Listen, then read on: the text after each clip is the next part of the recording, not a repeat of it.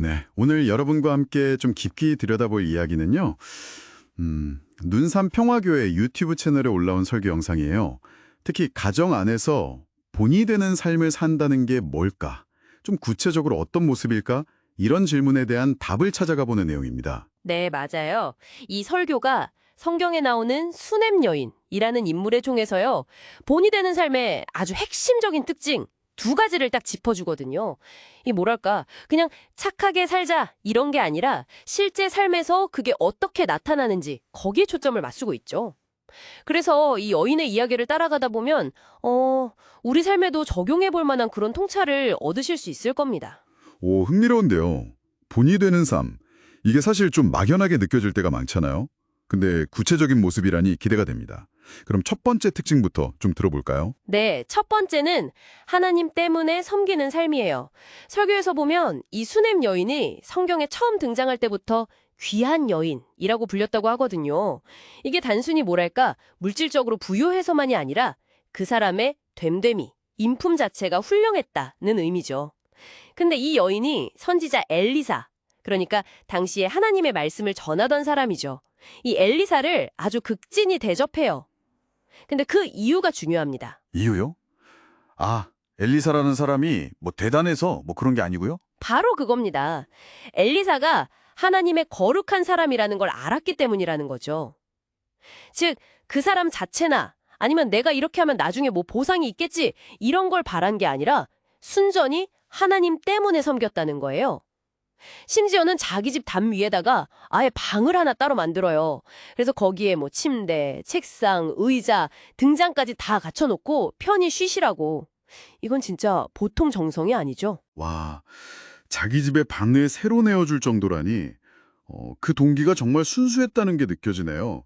뭔가 대가를 바라는 마음이 조금이라도 있었으면 사실 저렇게까지 하기는 쉽지 않았을 것 같은데요. 그렇죠. 그래서 설교자분도 자신의 대학원 시절 경험을 잠깐 이야기하면서 그때 아픈 친구를 제대로 못 돌봐줬던 걸 반성하기도 해요. 이 수냄 여인의 섬김과 비교하면서요. 그리고 중요한 건 이 섬김에 대한 보상인데요. 이것도 엘리사가 준 게 아니라 하나님으로부터 왔다는 점이에요. 엘리사가 여인에게 아들이 있을 거라고 예언하고 진짜 불가능해 보였던 상황인데 아들을 낳게 되잖아요. 그러니까 여기서 핵심은 우리가 어떤 보답을 기대하지 않고 하나님 때문에 무언가를 할 때 실망할 일이 없고 오히려 하나님께서 직접 정말 상상도 못한 방식으로 채워주신다는 거죠. 아, 그러니까 부모가 그냥 착한 일을 하는 모습만 보여주는 게 아니라 어떤 마음으로 또 누구 때문에 그 일을 하는지 그 근본적인 동기를 자녀들이 본다는 거군요. 그게 첫 번째 본이 되는 모습이네요. 네, 그럼 두 번째는 뭔가요? 아까 이야기가 여기서 끝나지 않는다고 하셨죠? 네, 맞습니다. 좀 안타까운 이야기인데 그 귀하게 얻은 아들이 어느 날 갑자기 죽게 돼요. 정말 하늘이 무너지는 상황이죠. 네, 아들이 그렇게 얻은 아들이 죽어요?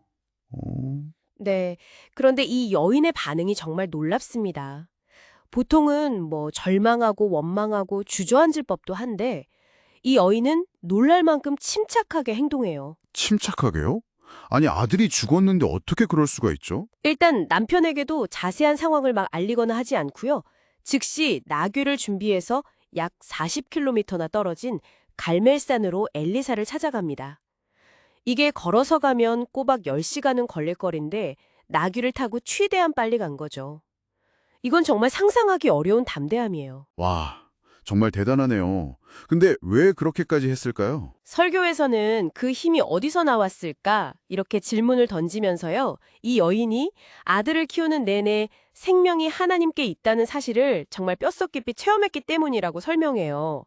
매일 아들을 보면서 아, 하나님 살아계시구나 이걸 느꼈고 평소에 늘 하나님을 인정하는 삶을 살았기 때문에 이런 정말 극한의 위기가 닥쳤을 때도 바로 하나님께로 달려갈 힘이 있었다는 거죠. 아, 그러니까 평소의 삶, 평소의 그 믿음이 결정적인 순간에 딱 드러난 거네요.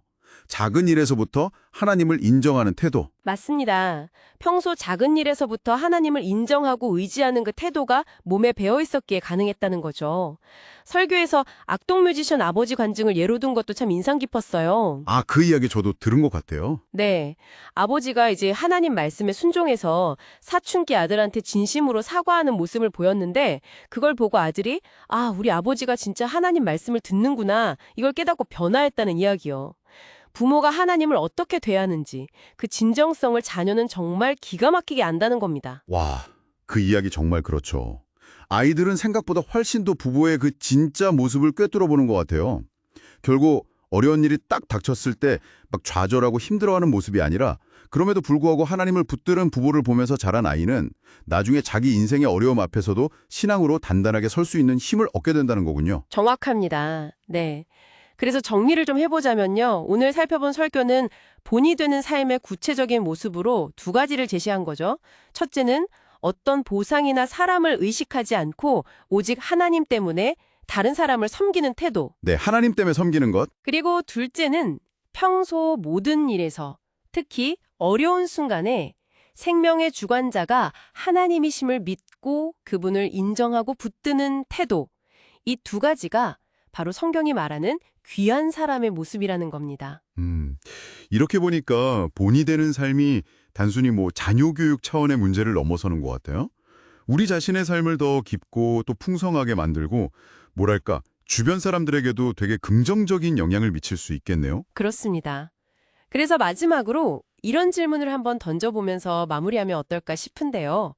오늘 우리가 이야기 나눈 이 하나님 때문에 섬기는 마음, 그리고 어떤 상황에서도 하나님을 인정하는 태도, 이것을 여러분의 가정뿐만 아니라 혹시 매일 부딪히는 일터나 아니면 또 다른 관계 속에서는 어떻게 좀 구체적으로 적용해 볼 수 있을지 한번 생각해 보시는 것도 큰 의미가 있을 것 같습니다.